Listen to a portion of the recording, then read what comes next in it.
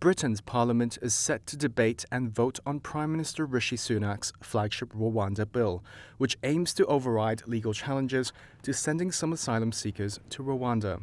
Let's take a look at what's at stake in this highly contested piece of policy. Taking back control of borders was a key pledge from Conservative politicians that led to the UK voting to leave the European Union back in 2016. In 2022, net migration soared to 750,000 people. The government's under pressure to keep those numbers down, especially those who arrive illegally in small boats to England's southern shores. This was Suella Braverman, former Minister of the Interior and staunch backer of sending migrants to Rwanda, in Parliament last month. We are all here familiar with the problem. Tens of thousands of mostly young men, many with values and social mores at odds with our own, pouring into our country, day after day, month after month, year after year.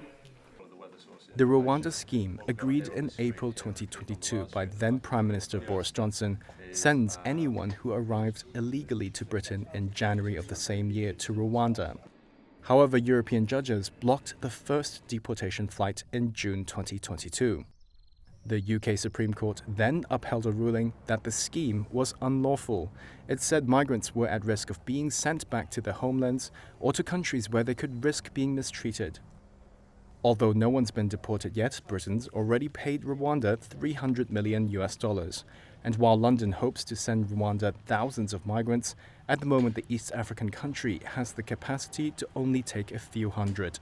But stopping the boats, Mr. Speaker, stopping the boats is not just my priority, it is the people's priority.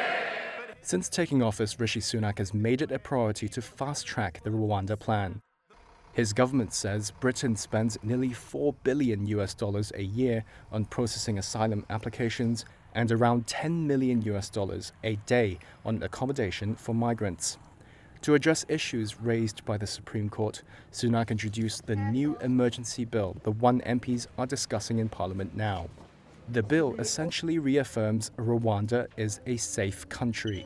It disapplies some sections of Britain's Human Rights Act, and it lets ministers decide whether they should comply with any injunction from the European Court of Human Rights.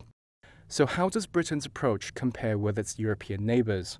Many EU countries, such as Germany, have tightened their border controls to address immigration concerns.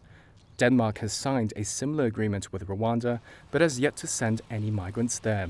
And Italy has announced plans to build reception centres in Albania.